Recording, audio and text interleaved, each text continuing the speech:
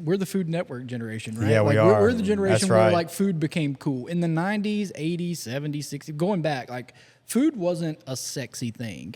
The chef in any given restaurant was not the main guy until our lifetimes. It was the maitre d'. It was all about the dining room and the wine until about the 90s. See, he's the host of the documentary, dude. Yeah, we could go super deep. I don't want to like drag you off into nerdy love territory. this Anthony I Bourdain would. this shit right now. Yes, I dude. love this idea, y'all. Y'all need Well, to do the this. overarching theme could be what you're talking about, but then we could go on a micro level and kind of show our local culture. It really was like food becoming cool on TV that really changed everything. Not just in Lucedale, but everywhere. Did that for you? Like, is that what you were just like always watching that stuff? Sure, yeah, I grew up on it, right? Yeah.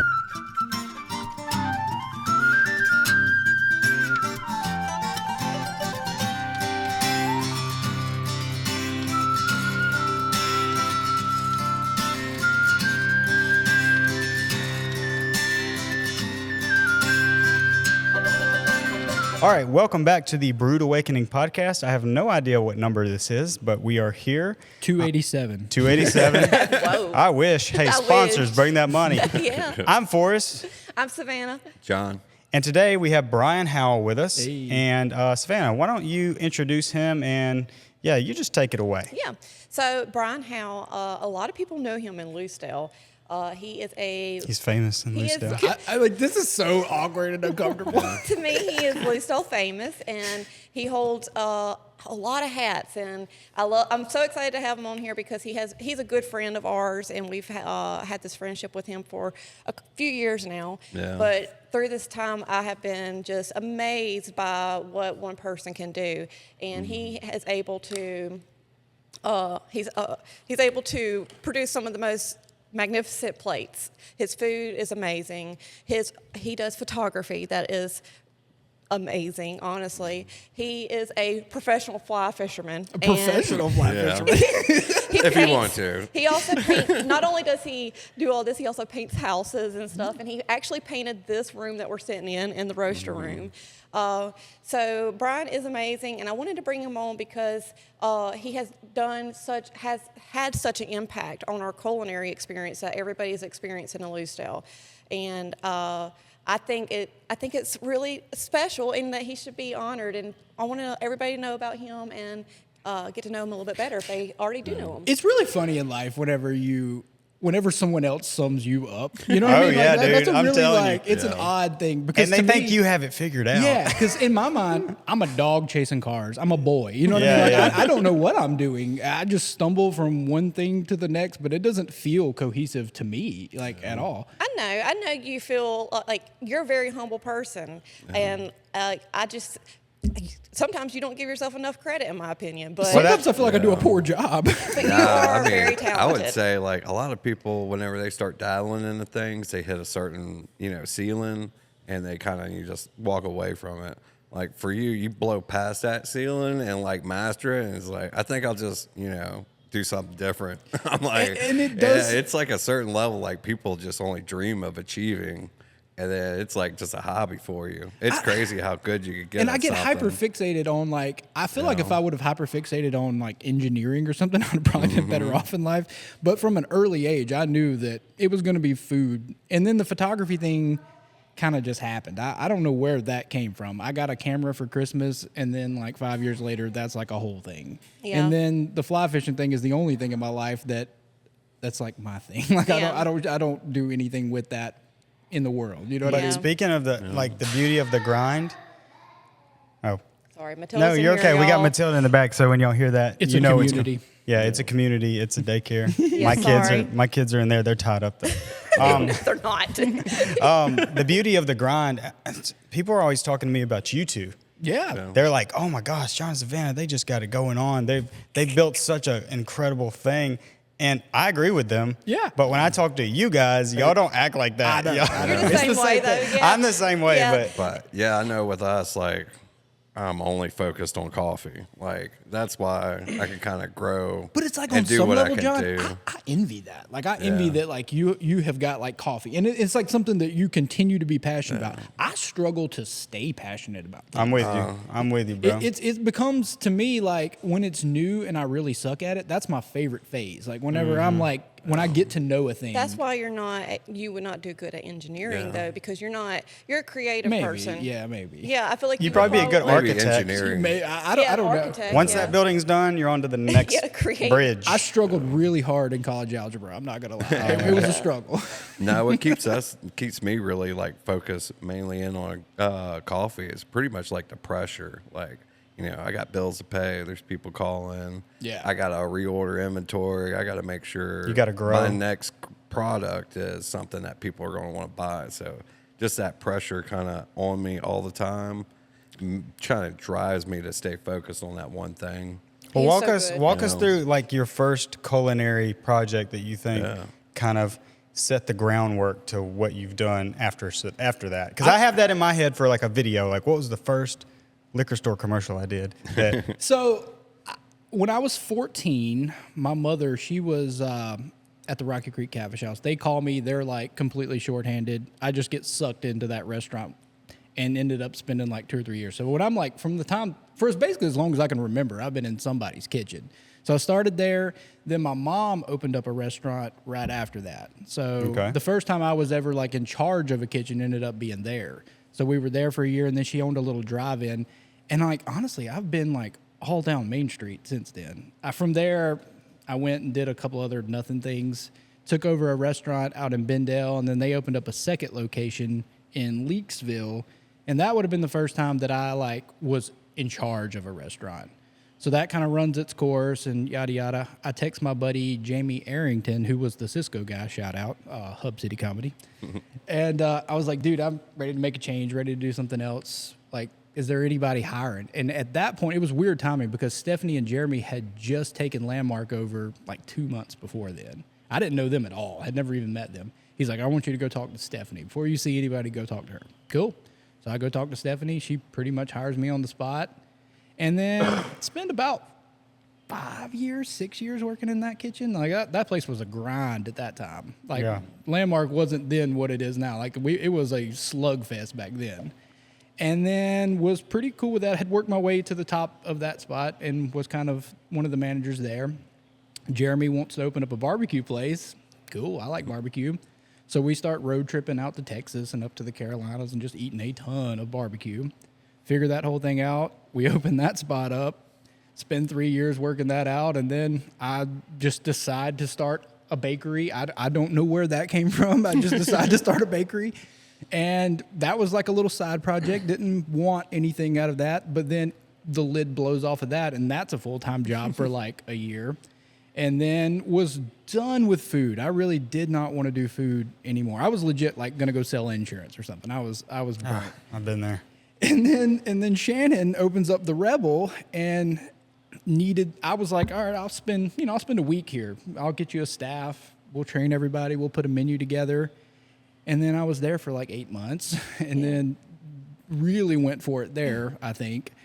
And then that kind of fizzled out, and now I'm back at Landmark. But like I said, like it doesn't feel cohesive to me. It just feels like I've stumbled down Main Street face first. Like it's felt more like a bar fight than it has a cohesive journey. Yeah, we need to get Robert St. John on here with him. Yeah, he's great. I love that guy's so content. awesome, dude. Have you met him? I have a not. lot. I used to live in Hattiesburg, so when I would go drink at Mahogany Bar and stuff, that was back when he just had the 2 restaurants. He's a juggernaut. He was in there just hanging out at night. Yeah. Nowadays, I'm sure he's probably not. I think he keeps. I mean, obviously not what it was 20 years ago, but he keeps a pretty firm grip on his. For sure. Ecosystem. Well, and something I'll give you this. You can have it because I thought about doing this. I might even hire you to help me. We have such a need for king cakes here in king cake season. Yeah. Dude. Me and John have talked a lot about I've pitched on this idea so many times. We should temporarily, even if we have to rent like some industrial kitchen stuff and throw it in here or throw it in another building, just literally for 2 months, just bang out king cakes like beasts. Have you seen what King Lovable is cakes. doing? Oh, I know. That's Yeah, where kind of where I got the thought about it. But that's great. I'm all about those, and those were great. We actually had a king cake tasting Here. Yeah. We tried. We had one sent to us, and then we tried another one. But every king cake that comes here comes from somewhere else. Right. So I think, you can kind of own this market in a way because it's local. And his is so unique. It's not just a regular king cake. Yeah. It's more of a French style. And I have I don't care anything about, dude, at the end of the day, I'm thinking like, hey, this would be a cool little profit thing, It wouldn't be free money. I can tell you that. Like it is a job. It's a lot of work, Yeah, it's yeah. a lot of work, and a lot of time. And you truthfully, obviously you got plenty of room for it. You just need an oven and a cooler and a table. Like you really don't. It's not a complicated setup. Yeah. But it's the time, and like you'd be here basically at all hours of the day working on it. Like your day. But you're a systems guy in that way, so you wouldn't have to be here. You could just get some people, teach them. That would be the key. You pay them out, and it's just like any other business. You have your expenses. Maybe you spend $20,000 that season on the staff, but you make 75.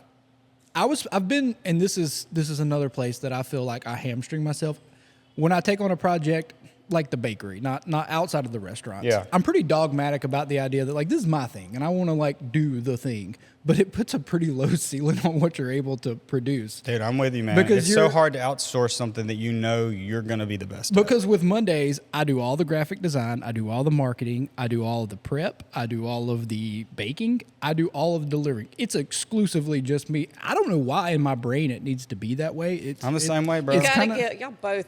I know how that feels though, and I can tell you it to let go and start just letting somebody else do it is the best thing for It's you. hard. No and your- offense, though, like teaching somebody how to make coffee. Maybe we could disagree on this. Is maybe easier than teaching I them would how to argue run these that's- cameras. I would argue that that's it's a really not hard just thing the to do. making coffee part of it. It's Yeah. managing the coffee shop.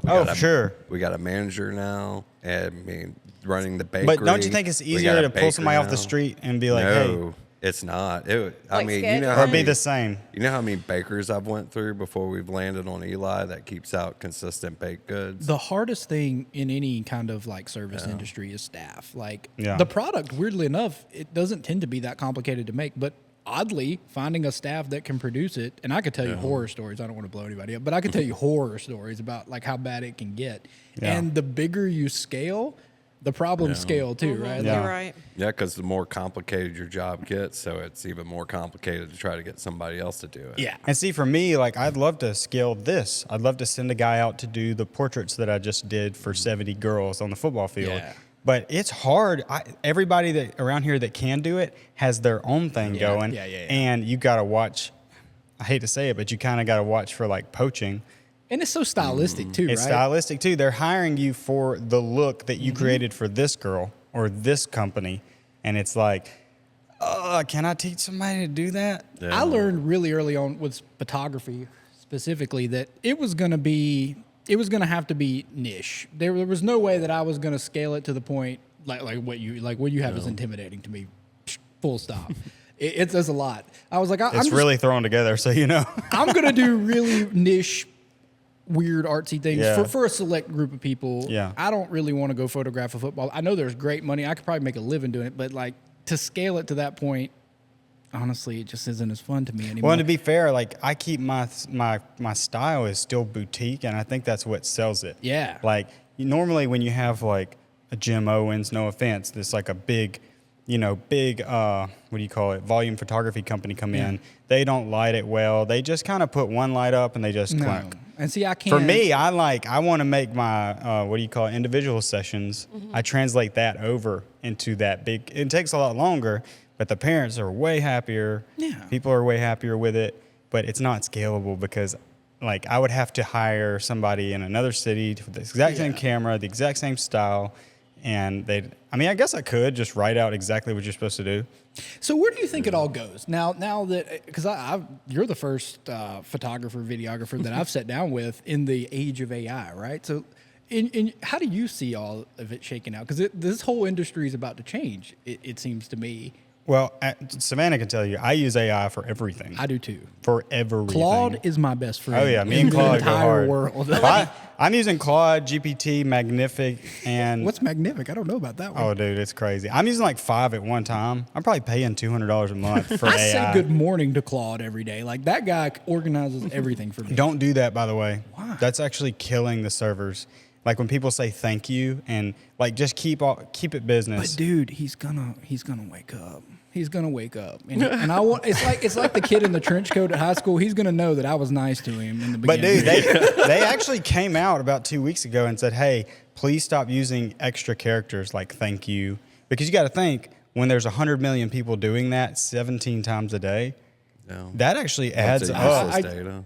Yeah, I will tell you, this is actually funny that y'all brought this up. I know, because you've asked me before. Well, AI, we had recently had a video, the one that you did of us announcing that we're giving away free coffee for a year, by the way. I mean, come if on, you buy get a this bag coffee. on a Shout Possum out. Coffee Company, you could get a free. Shameless plug. Yeah, you could possibly win a free year of coffee. But that video, you did use AI in it, and we've had several people comment, and it was like, stop using AI. And it's because On there the is- coffee bags? Yes. Yeah. And it was such a short part of the video that had AI. But here's the it problem. seems- They don't know. I actually photographed those coffee bags, and then I just used AI to do a slow push-in. but Be like zooming in. These people are getting pretty fanatical about it. why? Why? Because Oh, there the really data is centers probably. the data centers are huge. Okay, the one in Utah, if you've heard about it, that Kevin O'Leary's putting up. Yeah. It is. It takes it's the entire Manhattan. But if you don't, is what it if you is. don't use AI for your coffee bag, that is still gonna be built. Like it's Yeah. I know. it's the same argument then. Oh, yeah. Saddle makers would have said this in the 20s when Mr. Ford started building automobiles. You know what I Yeah, mean? It's like, and you're a not good gonna- example for Well, this it's- that goes along with it is like telling Pixar when they first started making Right. films, It's- hey, don't do that. Use real actors. It's like, Well, I'm not still only just that, telling It a takes a story. lot of they're- resources to do this. Yeah, we know, but guess what, guys? It's happening. It's already happened. We're not going And they're back. using data centers in order to send that message that they don't like the AI. Also, Claude is cooler and smarter than any of you guys, so he's my Yeah. best friend, and I will defend him to the end. yeah, my aunt is actually fighting one of these things. Like she's going to all these city council things in Atlanta. So, I don't want one in I wouldn't Lucedale. wanna I mean, hear don't it. get me wrong. Yeah. So I get that part of it, but to answer your question, where's it going? I treat it as a tool. Same thing with Same. Photoshop. Like when Photoshop came out, nobody was complaining about you going in and painting out some Pimples things. or something. Yeah. And it's like, I just use it as a tool. I do see creators, especially on YouTube, and they're getting kicked off the platform currently, which is good, that are just using AI strictly. And that YouTube came out and said, hey, you cannot make your content with AI. If you use an AI clip there, an AI clip here, a little, like sprinkle it in, that's totally fine. But they do not want what they're calling AI slop on their platform. totally And I get totally that. agree. I agree with that. It's like when we shot y'all's commercial, I photographed those bags. Yeah. I videoed you guys. And instead of resetting up the bags and doing like a slow push in, setting up a slider and all that stuff. I thought it looked really good, but definitely somebody called it AI slop, and another person said, "Can you keep this AI trash off?" That's I wild That's to what me. I'm saying. They're very fanatical about very this upset. issue. on the other side of that coin, I look even in the like restaurant world, which is obviously where I'm tuned into. You look at people's menus, you look at people's market. It all has started to look exactly the same. Well, it sound I have a exactly the tutorial on that. Like, that's just because they're just putting in, make me this. same. I know, and I don't do that at all. You got a prompt engineer, bro. I kind of draw the line. I'll consult about what I want to do, but when it comes time to make the graphic or like put the thing together, I do it myself. I don't know why that's different or better in my head, but But let me tell you the cheat code. You should be using Claude and GPT to do your flyers. But here's the cheat code, right? Build the elements you want in there. Then bring it into Canva or Photoshop. Right. Take out the backgrounds. Take out the text. Like, let's just say I've got a menu I'm working on, and I need a really cool shot of a redfish smoking a cigar. okay. Okay, I could hire an artist to do that. Right. Or I could just do it in ChatGPT, tell it to put it on a transparent background, tell it the style I want, and then I download that and add it into my design in Illustrator or Canva or Photoshop. It's weird though. It's 'cause just like going to Envato and downloading graphics. on Canva, I probably spend as much time building menus as I do like baking. It's love probably Canva. 50-50, like, Yeah. because I have drawn this line, I will say, having Claude being my best friend, I will say that I don't let him do it for me, right? Like, I'll me and him have a conversation ahead of time about, like, what we want to do this week. Yeah. But then I kind of take it from there. Well, and here's another cheat code, right? There's two more, but one is you can just make the flyer, tell the exact style you want. I'll tell it like artist names, like Tim Burton. Like, I want a Tim Burton style menu for this cupcake shop. Let it make it, and then just alter it. Just go make it in Canva now. Oh. I mean, you're just making your inspiration come to life, and now right. you can make it, or Canva's got the cheat code they just released. Download that flyer, put it into Canva, go to Magic Eraser, and there's a text button. It'll erase all the text. Yeah. You can make a copy of that, and then you can go do your own style in the text. I mean, honestly, dude, you can just pick it apart. I come from like a graphic designer background too, so I can go in and do like crazy stuff in Photoshop and Illustrator. So to me, it's like a no-brainer. Build all my elements, my background. Yeah. I never keep text. Text has always got to be with my own hands, I agree. with my own fonts, because the text is wonky. It doesn't. But it the looks like AI. fact that I can pull in a flyer that looks ready, delete the text in Canva like that, and then just go do all my own stuff, I'm doing it that way. Sorry. No. But it won't look like that AI slop that you see all these flyers. They look like crap. They look bad. No, here's the caveat. They don't look bad, but they are predictable, and you scroll past them. You know it's AI immediately. Yes, exactly. Yeah. But they do look good. The thing is, you got to go in and do your own thing to it, or just use a piece of it, or use it as inspiration. That's actually the better thing. The inspiration side of it, I definitely. Yeah. I would say it probably comes down to a lot to do with it as the craft. I mean, because there's a huge difference between a piece of porcelain made in China, pumped out from a factory, and a piece of porcelain made on a pottery wheel in your local hometown. But even though they may look exactly the same, the Chinese one probably looks better. But frankly, can I throw an analogy to you?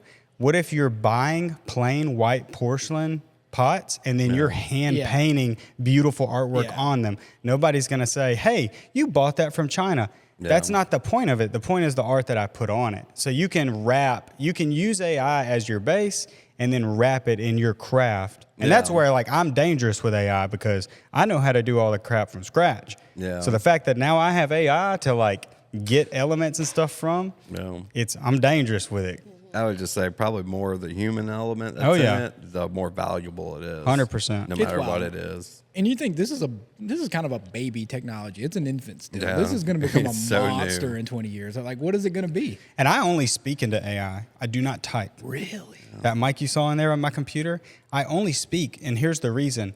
I can, and all my AI is trained to talk like me and to think like me. So now, like, I just press a button. And so I guess what I'm trying to say here is, like, I press a button and I talk to it. I'll tell it to write a proposal for this, and this is kind of what I want to do, and this is what I'm thinking, and give me a few ideas on the side. It'll do that pretty much exactly how I said it. So for me, AI is more of a recorder. It's not so much making up its own. It doesn't have its own style at this point. Like, it's my style. I'm recording my voice. It's fixing the grammar sometimes, and so I guess what am I trying to say there, Savannah? Like, I'm not using AI to think. Yeah. I'm thinking. I'm using AI to translate my thinking into text. That's so wild. That's where I'm at with AI, and that's where I think he's got a whole Claude bot in here. Yeah, that little extra computer is literally a Claude bot. I can text it and tell it to do things on the computer. Like what? Like send an email, move something around, go search for a clip of Savannah talking about, corona monkeys or something. And it's just tied into your hard drive? It's tied into the computer. It's a whole computer just dedicated to Claude. Yeah. Not the Claude you're thinking of. This is a different one. I'm using like the Sonnet 4.6 or whatever. No, this is they call it Claude Bot, but they had to change the name because they were going to sue them. Moltbot. Have you heard of Moltbot? It's an open source thing that's like Claude, but imagine it with no limits, and it can use your mouse. Yeah. And it's connected. And look, it's connected to Telegram, and his name is Hector. So I can be like, "Hey, Hector, I need to find somebody who knows about baking king cakes and teaches people how to do it. Search the internet and find me a contact and text me." And like 10 minutes later, I get a text like, "There's this guy, Robert St. John. He might do it." That's wild. No. So what's your He's gonna plan if AI does wake up? Or when? I You mean, first sound of all, pretty concerned about it. I'm nice, okay? Me and Claude have had a good relationship. I have not treated him poorly. I expect that he will let me live. Yeah, but you didn't Yeah, use but wait a minute. ChatGPT. That's the one that's coming after you. You think Yeah. so? I mean, you didn't use it. That's the one the government uses. Yep. I'll be honest with Because you. Claude, they wouldn't use Claude because Claude was. They had standards. Yeah, they said you can't use this to kill people, and they said, well, then we'll go with ChatGPT. Sounds like I picked a good friend.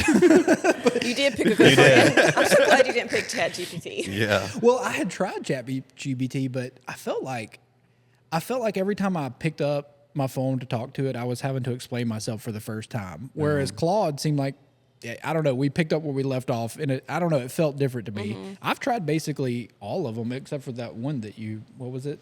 No, dude, it just escaped my brain for some Yeah, reason. but when that you just one, I asked me, haven't heard of yeah. that one, but I tried Grok for a while. I've tried all of them, but I've landed on Claude. The beauty of having both of those for me, like the pro subscriptions to both, is they're always competing.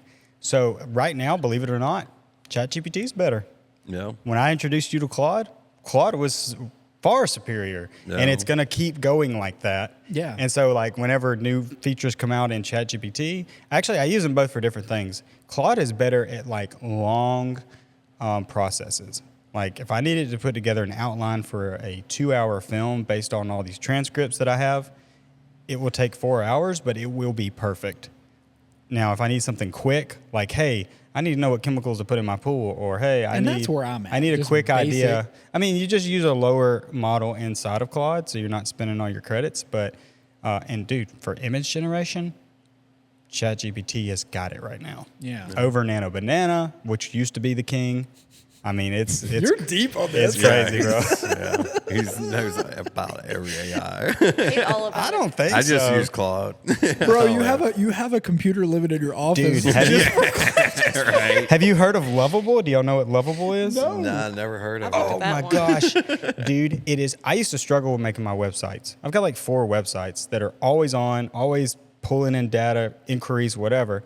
And I've always struggled. I've used Squarespace, I've used Wix, I've used WordPress, I've had people build them, I've spent a bunch of money. Lovable is $25 a month, and it's vibe coding. I use this microphone and I say, make me a website for my bakery. Here are my logos and branding. Here is my menu. Here's my style. Here's where I'm located. You just give it all this information, and it'll vibe code you an incredible website within 30 seconds. What? And then you just keep vibe coding changes. Hey, I don't really like the way you made that map. Can we make the map black and white? Hey, I don't really like this way the scone is sitting. Can we replace that with like a animated scone that kind of comes in? And whatever you want to do, and then you just connect it to your domain. And it's based off of credits. So you can make as many websites as you want. You could have 100 websites running for $25 a month. Dang. It's crazy. Before you leave, make sure I show you my website. Yeah, I kind of want to see this. And it's the best website I've ever had. Like, I've always struggled because you got to keep it. If you're a creative person, it has to look good. Yeah. Because if my website don't look good, you think I'm gonna make your video look good? It's funny. I've never published a website for this very reason. I've never landed on one that I'm like, oh yeah, this is me. I don't have a website. Never have. Now, I don't know how it would work for you guys. I mean, it would work, but when you have to start connecting it to Shopify and different like point of sale stuff, No. don't have any advice there. It's complicated. I've Yeah, looked that's where into the it. real hang up is. Yeah, mine's more like I just need people to contact me. No. That's very easy. Yeah, you're looking for emails. It's a landing page. Email, call me, text me. I don't care. You know. So for me, it's more about just like the visual appeal of it. You see the work. You see the award that John talked me into putting on there, and then You should do that. I told him, I was like, you're the only one in George County with this award for sure. Like, we have what award? he was Telly, right? yeah, I should Yeah. have a gotta tell daytime me. Emmy. Oh, so like a national thing. Yeah. Okay. Well, right? yeah, He's maybe- like, yeah, maybe we'll let's put think of this to anybody. I was like, then who else has one? That's like my good friend Richard Lyles that I played music with for 10 years. He was the original drummer in Three Doors Down. Okay. And when I go to his house, I like to joke around. I go to his son's closet, and there is a milk crate in the top that has a Billboard award, a Grammy. It's just a milk crate full of these musical awards. And I'm like, why are these not out? And Pam's like, he won't let us put them up. Aw. But on some level, I understand that too. Yeah, I but get it. It feels does like a keep weird you flex. humble. I mean, but that Grammy's so pretty. I mean, granted, it's silver. I don't know what the difference is, but still, dude, put that thing up. Mine actually, the producer nominated me, and I just got it in the mail. That's cool though. That's super cool. I mean, I was like, dang, it was a cool project, but I don't know. We don't have to get into that award because to me, that award they be giving it out to some people that don't. You look at your peers and you're like, and I'm like, I don't want to win the same award as you. I get that. Too. Yeah, I get that. But anyways, yeah, Lovable. It's good. Just check it out if you need a website. Lovable. And if you're not a website builder, which I am not, I hate building websites. I tried with Squarespace for a while, and it's too much, bro. I never got to anything I wanted. Yeah. I've tried to build a bunch of them, and only like, I guess you could call it successfully built one. Yeah. I mean, it's. I don't know. You start diving into it. I never found anything that I was happy with. But if you told me that it would just provide me a website and I could tweak it, I think I might find something easier. Well, and not to just keep going on and rambling, but the real cheat code is you use Claude with it. Oh, yeah. So I will tell Claude what I want, and you can upload screenshots of websites you like and tell Claude to write code for that for Lovable. Yeah. So Claude will look at a screenshot of, what's that really famous bakery in New Orleans? You know what I'm talking about? Fong? No, the one that the guy made like a global T-shirt brand out of it. Oh, man, what is it called? Anyway, you could go look at that website, which is incredible. In fact, like he started with cupcakes, but then ended up being like this huge Sucre? merch brand. It's like a very on the nose name, like 2 words, and I can see the logo. But anyway, you could take a screenshot of his site. You could take a screenshot of Dunkin' Donuts. I mean, whatever vibe you're going for. Upload your branding style kit, and then tell it to mix those. Write me some code to copy and paste into Lovable, and then Claude will do its work. You'll have this line of code that's 80,000 characters. You'll copy it. You'll put it in a Lovable. It'll create a website with your stuff, not copying, but using it as inspiration. Yeah. It's mind-boggling. The future's here. Boys. I could just make a new website for myself every day and delete the one I don't like on a daily basis. That's crazy. Yeah. But I'm very happy with the one I got. So I'm going to redirect the conversation. Do it, because we got to get out of this AI bubble. We are going to get so many negative comments about AI, but Future's here, boys. I don't know what to do as far as the AI thing. I wish there was a real way to have AI and be able to protect our planet. I don't know, but Can I say one last thing about AI? Go ahead. This is going to wrap it all up in a nice little bow. Let's do that. How we started. There was actually a big thing yesterday that I watched in the UK, and filmmakers and photographers are now bringing behind-the-scenes shooters to all their shoots because it's such a big problem in the UK that they're having to prove that they made it for real. Oh, wow. So that's where the industry's going, and I'm going there at the end of the month, and that's where the industry's going over there. It's such a big deal, and they don't want AI. Like, people are saying, I won't buy your shampoo if you're using AI on the commercial.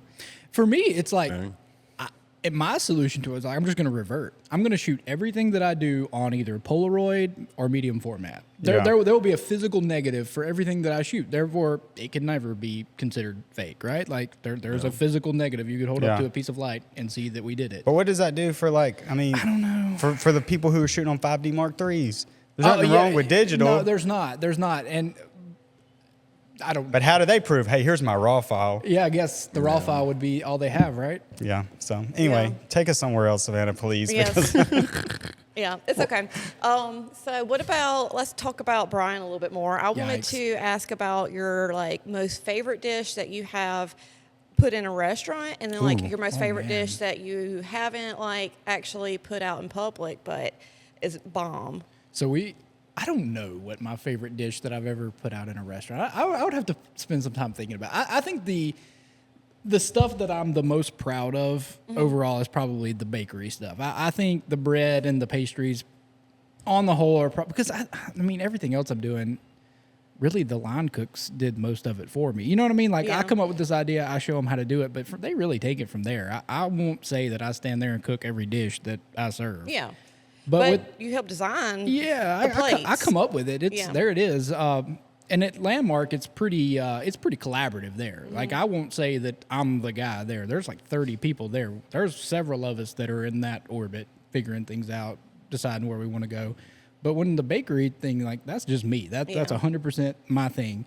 So I would say I'm probably the proudest of that. Okay. The food that we were doing in the early days of the Rebel, I was really proud of because it was more ragtag there. It was like me and 2-3 people. You know what I mean? It was really small, really intimate. Now, that place almost killed me, I'll say, because we were busting out like 70, 80 hours every single week. It was a grind to do that. But we were doing a new menu every week. And at the end of that week, we threw everything in the garbage and we started completely from scratch. And we did that for like 8 straight months. Where was that at? When I was at the Rebel. Yeah, you were changing it up. I don't know. I was in this phase where I don't know. I felt like You watched that show, The Bear. The You was Bear. like, yes, every week. I'd be lying if I said The Bear didn't have some impact on me, because I really did love that show. I think it's probably the best restaurant It's really good. representation. That's like a food show. I have never watched it, You've but I've never seen seen The Bear? advertised. Oh, it's man. great. It's more of a drama that happens in a restaurant. I mean, Okay. It's intense. It's full of grief, that show. But, I mean, it represents life in a kitchen better than most things that you'll see on TV. Yeah, I would say the culture of a kitchen too. Yeah, they as did a far as really like good the job. people who work in the kitchen in a restaurant usually are struggling. They're not happy people. Yeah. You don't meet, I mean... It's a tough job and it's a tough life. I think if you, we're talking to a documentarian, there is a whole I'm sure documentaries have been made, like No. the struggles that happen behind the doors of a kitchen. Yeah, but even if somebody made it, you make another one, they're going to be different. Yeah. Yeah. So I'm all about it, dude. Like I've got about 20 documentary ideas just for this county alone. So add it to the list. I would actually be. I've actually been wanting to work on one, not to interrupt, but you could help me on it. I've been wanting to do one on what I think is a culinary explosion of Loosedale. Because when I was a kid, there was Landmark because, like that's where me and my family went. But that was the old Landmark. That was the old Landmark. But you could get gator there, fried gator. But what I'm saying is, like, we didn't have all these options. Like, we would actually just get in the car. We lived by the 4 Mile truck stop, and we go straight to Mobile. Get that, bro. You brought the 4 Mile truck stop. Well, Get a cheeseburger, bro. Yeah, but That time at the 4 Mile when truck you stop. when you live across the street, that's a once a week, once a month thing. My then girlfriend, now wife, lived out there. Really? So I spent a lot of time. She lived out on Geiger Road, so not far. Yeah. Dude, we would go at like 9 o'clock and get a cheeseburger from the truck stop. To this day, you won't convince me that it wasn't the best burger. Oh, it's the best burger. I don't know what it is now. I haven't been any time. So the guy who lately. bought it, he kept the kitchen staff, like and the 20 years the ago. burger has not changed. Ooh, this makes me want to go get The one of those lady, burgers. I forget her name. I I want do to say it's Miss Knight. I can see her. She's this black lady that works in there. Dude, she will tell you. I'm like, hey, y'all changed the burger. The burger ain't never changed. It was the truth. It's so good, dude. On a broader note, I would say gas station food in general in Mississippi is superior to, And we've had maybe this- Louisiana not included, because We've had some viral clips about this. Yeah. Oh, really? Well, I like, think so. Yeah, especially like Fayard's Oh, yeah. Po' Boys down in St. Martin. Louisiana has some great gas station food too. Oh, yeah. And then you got, I think it's called Rose's Barbecue over in Wiggins. Oh, dude, me and bro. Garrett used to get that on the way to band practice. We'd go from Hattiesburg to Right? Wiggins every That could be Thursday. Like 2 pounds Roses. of that smoked sausage on the way home, coming from Love you, Hattiesburg back Garrett. to the coast. It's the best. Yeah. But do you agree? You grew up here? Yes. Yeah. Okay, so like when we were kids, like there was was nothing, and I can just name, I mean, at least 6 or 7 like really good places to eat. So I think food culture at large has just changed done a that? lot Yeah. in our lifetimes. I mean, we're the Food Network generation, right? Yeah, we like, are. We're the generation That's where right. like food became cool in the 90s, 80s, 70s, 60s. Going back, like food wasn't a sexy thing. The chef in any given restaurant was not the main guy until our lifetimes. It was the maitre d'. It was all about the dining room and the wine until about the 90s. See, he's the host of the documentary, dude. Yeah, we could go super deep. I don't want to Yes. like drag you off I into love nerdy it. You territory. can I Anthony would, I Bourdain would. this shit right now. Yes, I dude. love this idea, y'all. Y'all need Well, to do the this. overarching theme could be what you're talking about, but then we could go on a micro level and kind of show our local Yeah. culture. It really was like food becoming cool on TV that really changed everything. Not just in Loosedale, but everywhere. Did that for you? Like, is that what for sure. you were just like always Oh, watching for that stuff? Sure, yeah, I grew up on it, right? Yeah, that's and then, crazy. So His that, mom was a good cook, by the way, too. food was always a big part of my life, I'll say, but like food media definitely had a huge impact. Like, and speaking to Yeah. Anthony Bourdain, No Reservations probably had a bigger impact on my early adulthood or childhood than anything. Like that guy. That's wild. Yeah, I don't know how remember much y'all know about him, but he was He knows everything. massively His Restaurant influential. Confidential book is just, man. Kitchen it's- Confidential it's so is good. the book. Yeah. If you're at all interested in food, it is the single greatest book that's ever been written on the subject. Like that guy, That's the one. That's a really good thing to know if Yeah, it you are is. into food. So then yeah. Rachel Ray takes the stage and shows you how to cook dinner forgot in 30 about her. minutes, right? Yeah. And like no one's seen it at the time, but that was game changing. Really? And then there were a few like intrepid I kind of remember wild dudes. Emerald. Yeah, Emerald. Emerald was What about that huge. spiky hair guy that I see on the cruise ship? Gary. Flavor Town. Yeah. But guys like, some of those guys they're seen as caricatures now, but those dudes were juggernauts. Like a guy like Bobby Flay, while he was up there showing you how to grill a steak, dude has like 5 restaurants in New York that he is actively involved in at that time. He was working the grill at Mesa Yeah. Kitchen at night and then doing Food Network promos during the day. Like That's incredible. These guys were real juggernauts at that time. Yeah. Emerald being another one.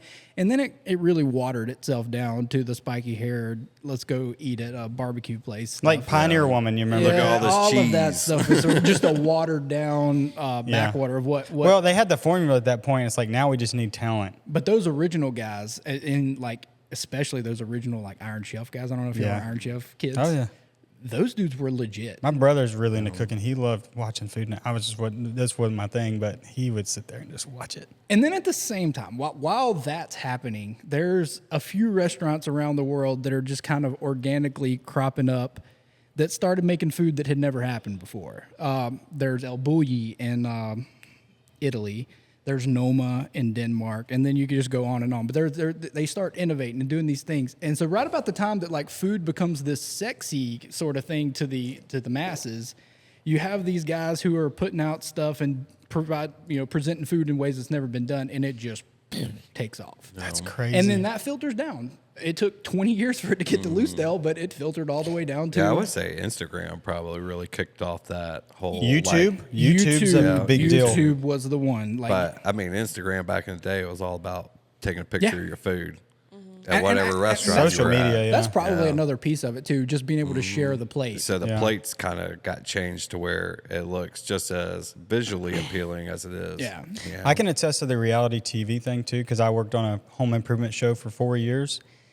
Those initial guys who did that, like, and I met them all, like this old house guy, Yeah, and that's Danny sick. Lipford, and God, what's that one lady's name? She had I filmed with her in Atlanta, but she had the very first HGTV show.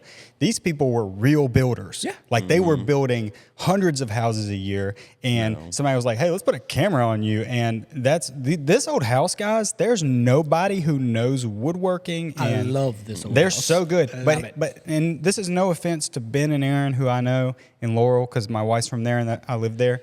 They're great talents, but they'll tell you like, "Hey, we're not like the end all be all like of home improvement." But Aaron's really good at designing things, and Ben is like the coolest guy you've ever met, and they're amazing. They're great for HGTV, but it's different than those OGs, bro. Like Those OGs weren't personalities. They were... but they had doers. great personalities too. That was just the icing on the cake. But That we would was have the watched icing. those dudes build in silence. Let's be honest. yeah. That, I love this old house. Yeah, I Yeah, remember they were Bob so Beal good. just being huge back in the day, and that dude knew his stuff.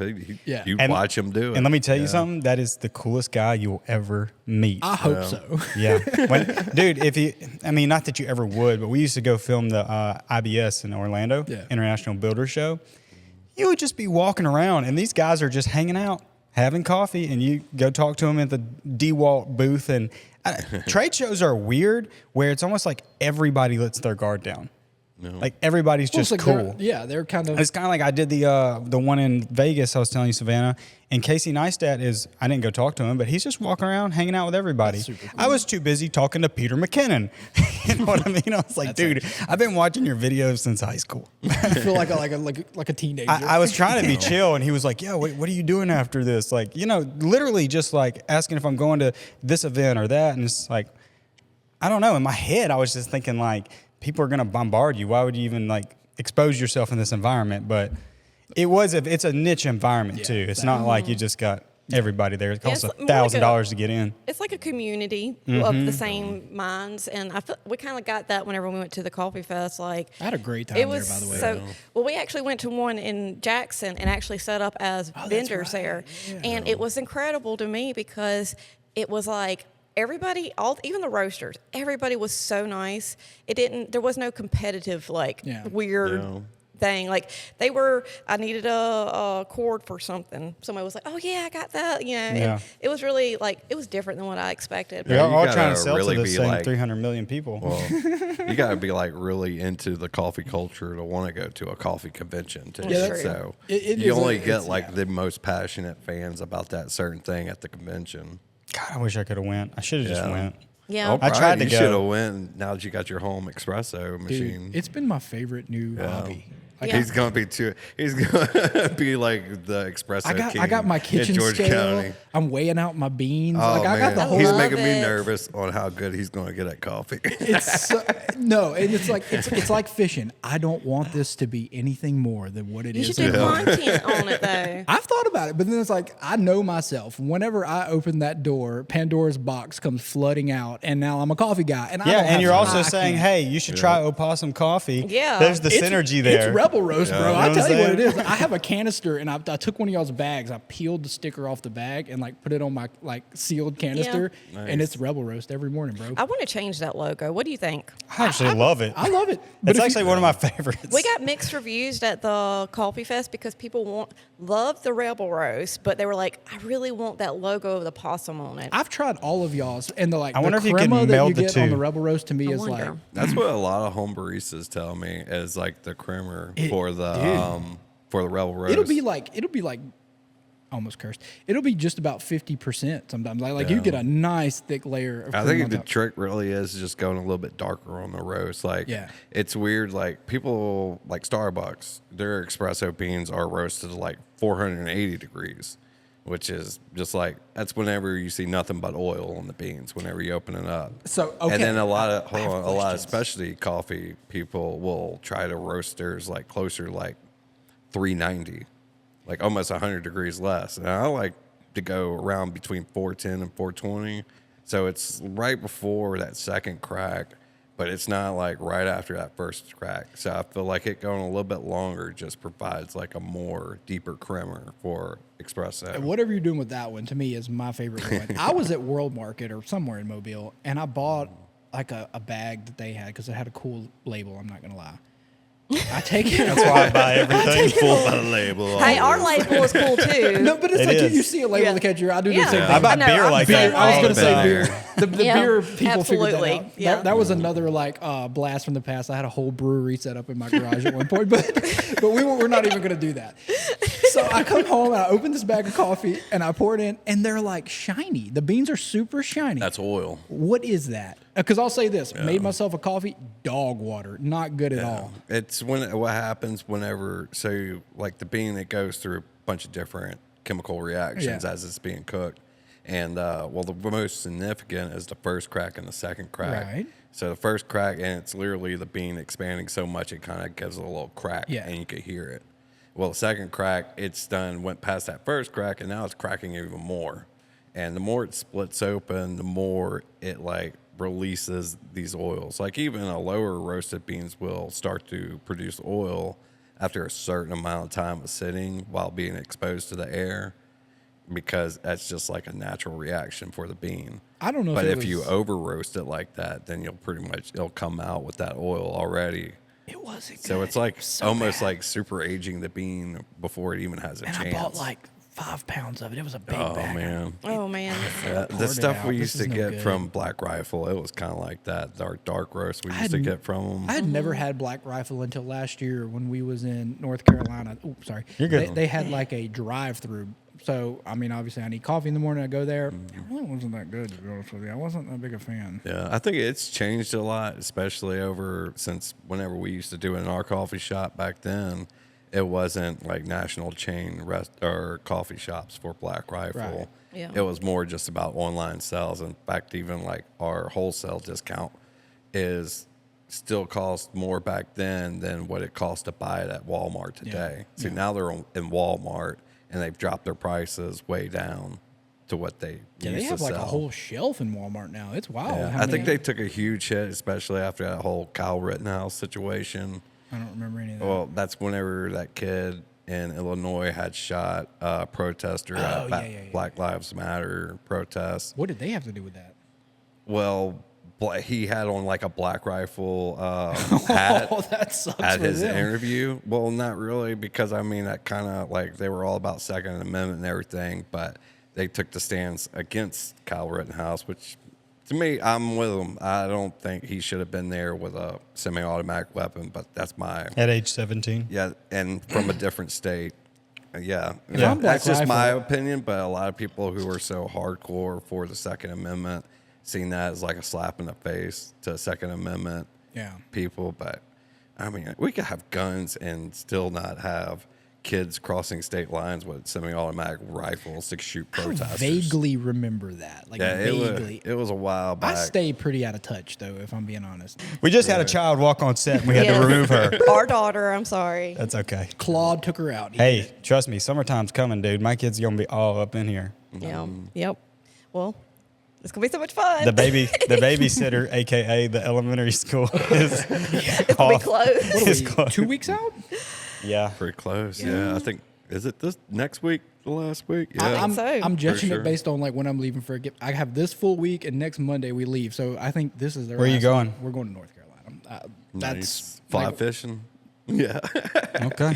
nice. we're going for a brown trout and some brook trout this year. There's really nothing else that I care about in the world. If y'all want to be honest, like what I would sit down here and talk about if it was just my show, we'd be talking about fly fishing because that's Yeah. the zone I'm in. My thing like that is this Yeah, guitar. I could Like if easily, money did not exist and we lived in a utopia where there were, I get that. you know, whatever, I'd just be playing guitar, man. I wouldn't even know what a Camry is. So what kind of stuff are you doing? What do you mean, playing guitar? Yeah, music. Oh, bro, when we get done with this, Yeah. we'll jam a little bit. No, we I need s- to get like a jam fest going on in here. We could open start to a the band public. for all Did I you care. see all them guitars in Yeah, there? bro. That's half of the collection. That's what the wife knows about. It's one of those. It's one Not of those anymore. things that I miss like a lot. I miss playing music. Oh yeah. so What'd you much. play? I played guitar, but this is back in high school. You know what I I mean? Like got this you. wasn't. Yeah. I don't have any accolades to speak of in that department. But this one of those things that like four greasy teenagers in a carport somewhere. Like Oh, it's the best. we've lost something as a society. I'll say. Yeah, and that's how. I'll stand so. How tall old are on you, that. by the way? I'm 34. Okay, so you would know everybody that I ever played with. Ian Mallett, Garrett Bitts, Clay yeah. Parker, Paul Shows. Do you That was know kind of the. Keith Carmichael, Elijah Davis? Like those guys, I spent those were like my big brothers. Like I Yeah. lived at their house. It's so crazy because I never hung out with any of those guys, but I know exactly who you're talking Yeah, about. me, Garrett, and Clay. Sorry, I don't know y'all. Me, Garrett, and Clay, grow after up high here. school, that's what we did for 10 years. Yeah. We pursued music. And I would say, got a wasp right behind you. And Kill he's him. allergic. Get that hat. That hat that's on your head. Or that shoe that's on your foot. Buddy, what are you doing over there? Why? I know, dude. This is like the most eventful podcast you've ever seen. Don't even Oh, shoot. Now he's like, I'm angry. Oh, you missed him, bro. But she didn't. got it. But that's what me, Garrett, and Clay did for 10 years. And, you know, like, what is success? We were paying our bills. We were touring. We were driving from Hattiesburg to San Antonio, back to Florida and back. You know, we were playing a lot and paying our bills. So to me, it was like, okay, we're working musicians. We're actually making a living. Yeah. The problem is when you start having kids and you're living in the back of a van and you're sleeping in hammocks on people's porches. Wow. I mean, like, That's dude, fun. I could tell you some stories of like places that we slept. Like promoters that would be like, "Hey, where y'all staying tonight? Oh, we're thinking about getting a hotel." He's like, "No, he's staying at my house." And then like they don't go to sleep till 7 a.m. So give me some musical influences. What give me a basis of reference here. Of like what I like. Who were you listening to? What was Oh, the, bro, it's all over the place. Yeah, like imagine mixing Queens of the Stone Age Okay. with Robert Johnson, Led Zeppelin, Tyler Childers, and John Mayer. Okay. So a lot of like blues influence stuff. A lot of blues, yeah. Like in fact, that's kind of like my background is mostly Yeah. blues. But then it just, you know, blues melds into rock and rock. Dude, we had a hip hop group that might have been our most successful project. I'm not even kidding, guys. We recorded this album, right? We put it out in Hattiesburg, and then we scheduled a show at the Tavern. Didn't think much of it. In fact, we had a show the next night at Thirsty Hippo, so we were like mostly rehearsing for that. But, you know, hip hop is just a backing track, and you get up there and rap, so no big deal. we do that show, it's packed, and they're all singing the lyrics. I couldn't, but there's this. That is so cool. This particular song that comes out in my mind is called "Free Your Mind." You can go look it up. We were the Muddy Water Misfits. The Muddy Water Misfits. Yeah, you gotta check it out. But Good name. thank you. Check out the album cover too. I did that. I cut a bunch of old vinyl covers and like made it like I don't know what you call it, like collaged it. But anyways, I'll never forget, dude, this song "Free Your Mind." Like everybody's going, "Free your mind, free your motherfucking mind."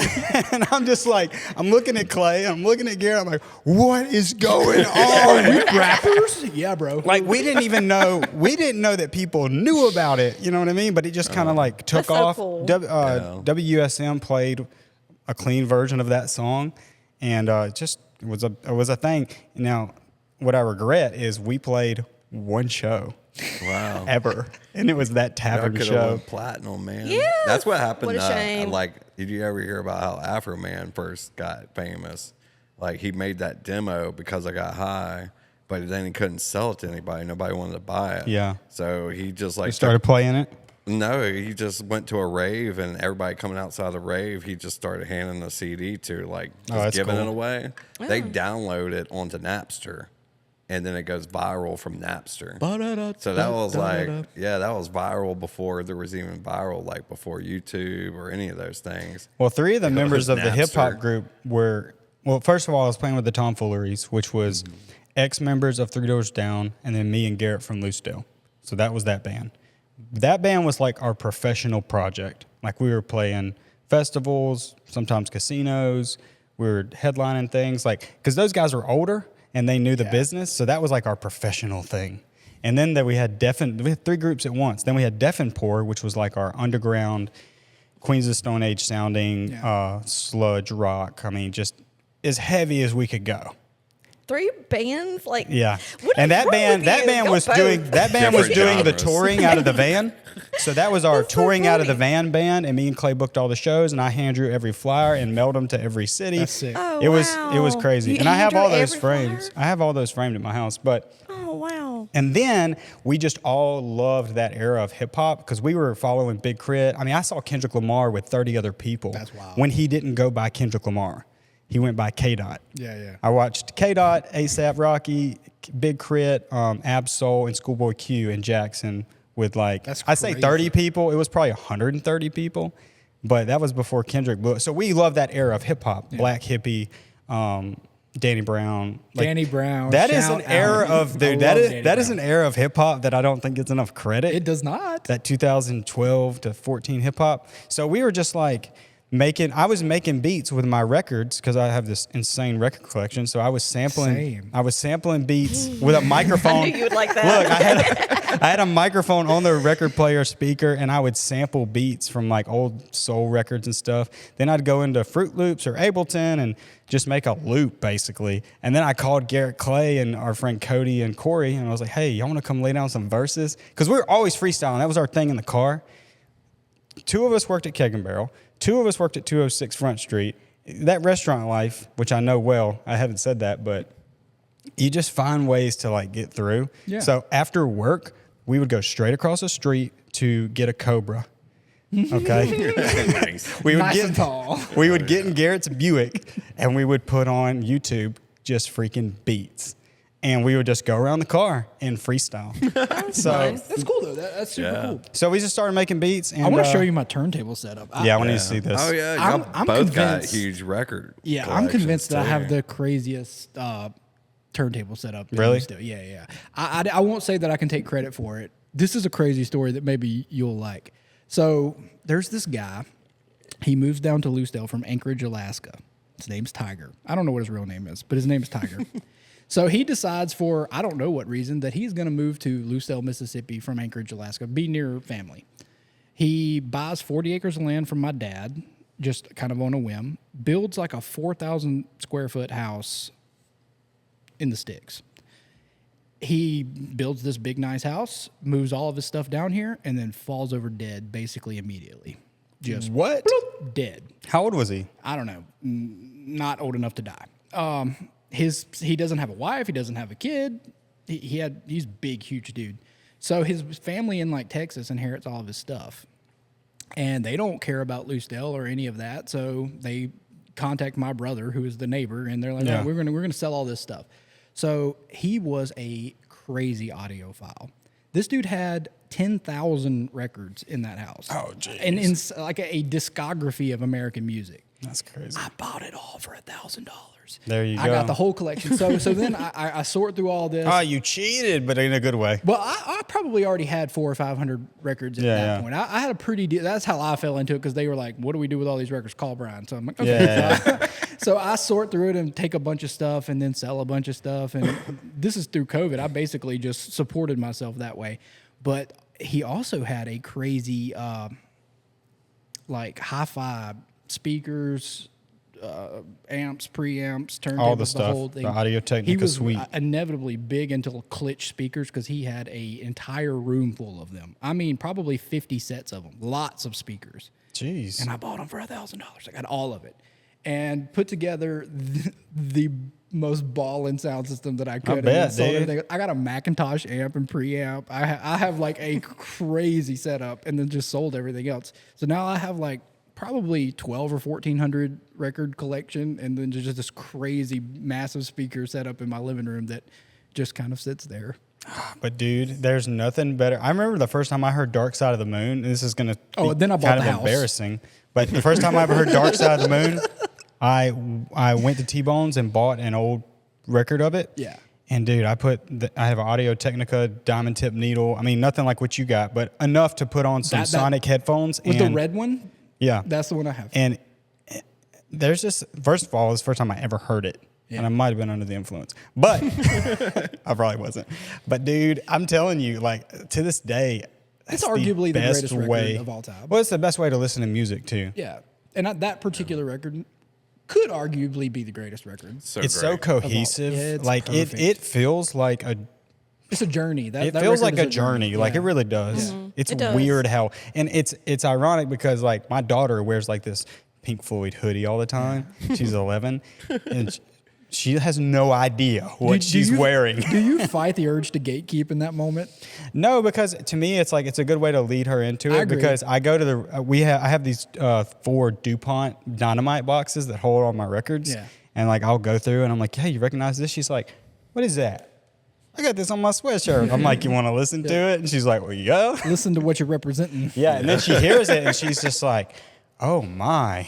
I've been trying to inception my little girl into punk rock. That's like, There you go. if I could get her into punk and then I could get her to play the drums, I have a band now. There you I go. don't need anything else, because I'll play guitar. I'll do whatever else. I'll play the synthesizer. I don't care. Yeah. That'd be so She'll just pick cute. the A drums father-daughter up. band. Oh, bro, it's my dream. But I don't want to like force it on her, because Gotta be organic. Force it. you can't. I can't Force it. She'll No, I'm run- joking. She'll Don't- run away. Don't force it. But no, here, Maybe a good way So to I'm like, like let this her is- into that. have You could you- be like, "Hey, I know Jam Up's doing these music lessons. If you might want to." And that's kind of where I'm at. I'm trying to like Yeah. gently, and that's exactly what I'm doing. He's got that setup I going know, on over and there. I'm like, because I don't know drums enough to teach her. Yeah. But like, if I could get her lessons and get her interested, so I've been trying to like, I've been introducing her to like female-led punk bands, because I'm trying to like, all right, hey, this is a girl, she's doing something. Yeah. You could be like this. my trick with the kids, because I do want to play soccer, I'll just be honest. Like I'm a soccer know. player and I want somebody to pass with.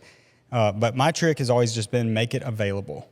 yeah. So like, I don't tell my kids to go out and play soccer. I don't tell them to kick a ball around, but you better bet there's about 30 of them laying around my house. There's 2 goals in the backyard, 1 giant goal in the front yard, and inevitably they'll be walking by a ball and they'll just hit it. And then next thing I know, I can hear outside, bang, bang, bang, and Hagen's just kicking back and forth. And it is a good, like drums is good. So if you had drums laying around, that Yeah. to me, having it available is like probably the best way yeah, maybe just getting sticks. to go about it. Just Even get some sticks. drumsticks so she could just. I need play a around. drum kit. That's what I'm hearing. Okay, let me tell you. Start with the sticks. Here's a cheat code for that. You ready? Get her an electric drum kit. Go to Guitar Center. They got one for about $350, and it's decent. And dude, she can put those headphones on and just go to town. I'm not worried about the noise. We will Yeah. put a full-on kit in the corner. I don't care at all. Yeah, I'm just saying it's a lot cheaper, and then it's. I don't know. I like the idea of starting on an electric drum kit because they get in their own head with it, and they're just like you can get lost in it. Yeah. I had a couple of buddies in the Marines that played drums in bands before they joined, and they had like electric drum kit in their little barracks room. Man, you wouldn't hear anything except for them slapping it, you know, because it doesn't sound like drums to you, only in the headphones. But he's just in the corner like. Every drummer I know has an acoustic kit, obviously. Yeah. And like Richard, he has an electric kit, and that just allows him to. I mean, he can be in there till 2 a.m. rehearsing. That's the thing about drums is like you can't turn the volume down on acoustic. Like with my guitar, I can plug some headphones in and I'm good. That's where the electric kit comes in. Yeah. John, we're about to have to get going. We guys did. John has a quilt ceremony that we got to go to. Oh, congrats. So Thanks.